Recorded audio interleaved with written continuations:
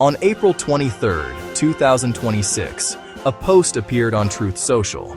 It came from former President Donald Trump. He wrote that he had given the U.S. military a direct order. The order was to shoot and kill any Iranian boats deploying mines in the Strait of Hormuz. The post declared that the vital waterway would be sealed up tight. This message was not subtle. It was a direct and forceful statement. It immediately captured the attention of world leaders, military commanders, global markets. The words carried significant weight, signaling a potential escalation in a region already on edge. The Strait of Hormuz is a critical artery for the global economy. It is a narrow channel connecting the Persian Gulf to the open sea, and about 20% of the world's petroleum passes through it each day. To understand Iran's actions, we must first look inside the country. Its leadership is not a single, unified voice. It is deeply divided. Two main factions are constantly competing for influence and control. On one side are the Hardliners, deeply entrenched in the security apparatus, including the powerful Islamic Revolutionary Guard Corps. Suspicious of the West, especially the United States, they see compromise as weakness and favor confrontation. On the other side are the moderates, more pragmatic, focused on the economy and reintegrating Iran into the global community. They see value in diplomacy and negotiation to ease sanctions and improve daily life. Yet security and clerical establishments often have the final say. This power lattice can produce mixed signals that confuse other nations. The foreign ministry might pursue talks while the IRGC conducts provocative actions at sea. That dual approach makes Iran's intentions hard to read and hard to trust.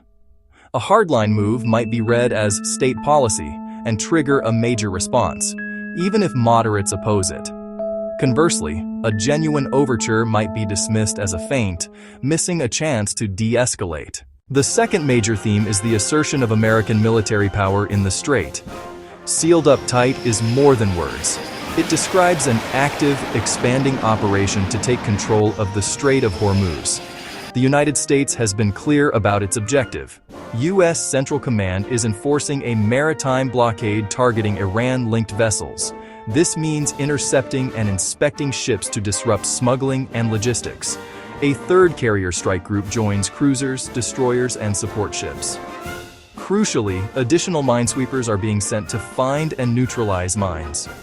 The deployed U.S. flotilla is projected to reach at least 27 ships, a massive concentration, nearly half of all U.S. warships at sea. But the choke point is hazardous. Interdictions, the ever-present threat of mines, and soaring insurance premiums. Some shippers weigh longer, more expensive routes, risking delays and supply shocks. Mine clearing is slow, methodical, high risk. A single mistake could sink a ship and its crew. Encounters with small IRGC craft can escalate in seconds, even with overwhelming U.S. firepower. Confined waters amplify danger. A small incident could spiral into wider conflict. Amid rising tension, a third theme emerges: the call for a new deal. Not a single policy, but a comprehensive framework. A regional and international recognition that confrontation is unsustainable. Security, robust diplomacy, clear economic incentives. A pathway for Iran to rejoin the international community if specific conditions are met.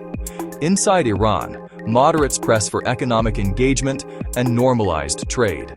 Abroad, allies dependent on Gulf oil push for predictable maritime security. They seek agreements on freedom of navigation, arms control, and regional security.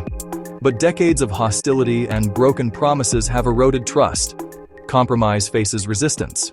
Yet the alternative, a full-scale war, is far worse. The situation in the Strait of Hormuz stands at a critical juncture. The recent TruthSocial post, orders to shoot and kill and a sealed-up tight blockade, has raised the temperature.